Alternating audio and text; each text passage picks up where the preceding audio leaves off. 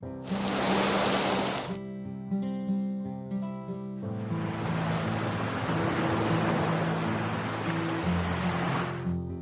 semuanya, balik lagi di channel Radar Literasi. Indonesia atau bisa disebut dengan Negara Kesatuan Republik Indonesia memiliki banyak hal menarik dan unik yang bisa kita bahas. Terletak di Asia Tenggara, secara lebih spesifiknya, Indonesia berada di antara garis khatulistiwa dan di antara benua Asia dan Oseania, bahkan Indonesia juga terletak di antara dua samudra, yaitu Samudra Hindia dan Samudra Pasifik. Dari Sabang di tanah Aceh hingga Merauke di tanah Papua, Indonesia terdiri dari berbagai suku, bahasa dan agama. Berdasarkan rumpun bangsa, ras Indonesia terdiri dari masyarakat adat, yaitu Mongoloid Selatan Austronesia dan Melanesia, dengan jumlah penduduk Austronesia terbesar, terutama di Indonesia bagian barat. Lebih khusus lagi, suku Jawa merupakan suku terbesar, dengan jumlah penduduk mencapai 42% dari total penduduk Indonesia. Indonesia memiliki semboyan nasional, yaitu Bhinneka Tunggal Ika, yang memiliki arti berbeda-beda, tetapi tetap satu. Semboyan ini menggambarkan keragaman sosial budaya yang membentuk negara kesatuan. Selain padat penduduk dan luas wilayah, Indonesia merupakan kawasan alam pendukung keanekaragaman hayati terbesar kedua di dunia. Dengan banyaknya keragaman dan kekayaan alam di Indonesia ini, tentu memiliki fakta-fakta unik yang mungkin belum pernah kamu tahu. Pada kesempatan kali ini, saya akan memberikan beberapa fakta unik tentang Indonesia. Untuk tahu lebih lengkap mengenai fakta-faktanya, sebelum itu jangan lupa untuk like, komen, dan subscribe channel ini agar terus berkembang dan memberikan informasi menarik yang ada. Oke, langsung saja, berikut adalah fakta dan hal unik yang ada di Indonesia. 1. Memiliki hutan bakau terbesar di dunia.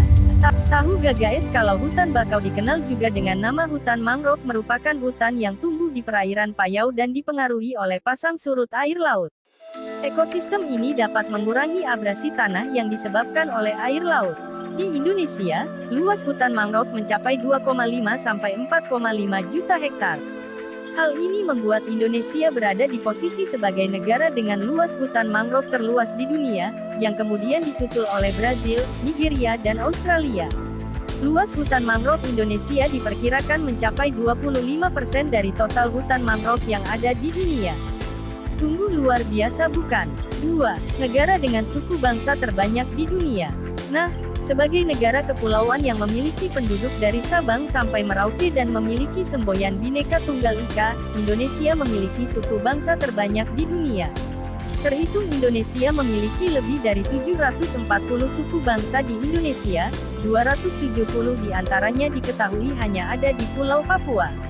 Selain itu, Indonesia juga merupakan negara dengan bahasa daerah terbanyak, dengan 583 dari 67 bahasa utama yang digunakan oleh berbagai suku bangsa di Indonesia. 3. Sebagai negara kepulauan terbesar di dunia. Nih, kalian mungkin sudah sering mendengar fakta bahwa Indonesia adalah negara kepulauan terbesar di dunia. Namun apakah kalian tahu bahwa Indonesia bukan hanya negara kepulauan terbesar di dunia, tetapi beberapa pulau di Indonesia juga merupakan salah satu dari 6 pulau terbesar di dunia. 3 pulau di Indonesia, Kalimantan, Sumatera dan Papua adalah salah satu dari 6 pulau terbesar di dunia. Papua merupakan pulau terbesar kedua di dunia dengan luas wilayah 786 km persegi, disusul Kalimantan dengan luas wilayah 743 km persegi pada urutan keempat, dan Sumatera memiliki luas wilayah 443 km persegi yang berada di posisi ke-6. 4. Memiliki seorang perancang menara tertinggi pada urutan ke-6. Setiap negara selalu ingin melakukan sesuatu yang luar biasa untuk menunjukkan eksistensinya agar dapat menarik perhatian dunia. Inilah yang sedang dilakukan Malaysia. Pada tahun 1991, mereka berusaha membangun menara yang bisa menjadi penanda dari negara tersebut.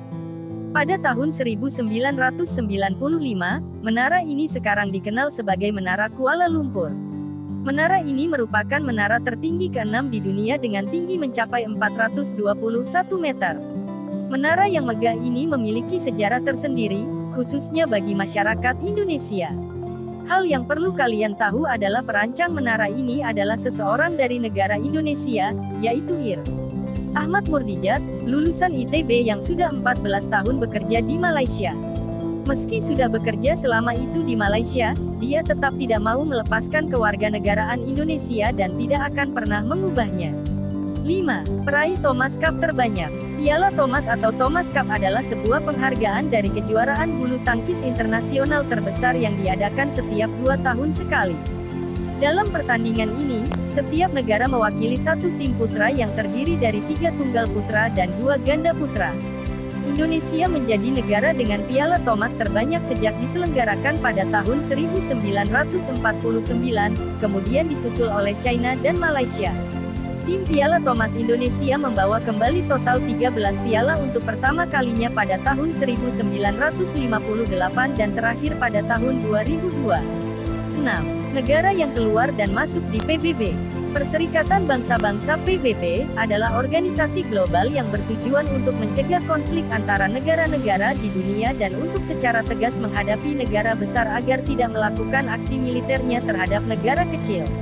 Perserikatan Bangsa-Bangsa, yang menggantikan peran Liga Bangsa-Bangsa, memiliki tugas yang sulit untuk menyatukan negara-negara yang bertikai ketika pertama kali didirikan. Indonesia sebagai salah satu anggota Perserikatan Bangsa-Bangsa menuntut agar Perserikatan Bangsa-Bangsa bersikap adil dan netral dalam menyelesaikan sengketa antar negara. Presiden Soekarno, yang mewakili Indonesia saat itu merasa tidak diterima. Hal ini menunjukkan bahwa usulan Soekarno untuk memindahkan markas besar PBB ke daerah non-blok untuk mencegah campur tangan negara adidaya ditolak. Faktanya, markas PBB berada di Amerika Serikat dan sebenarnya terlibat dalam Perang Dingin.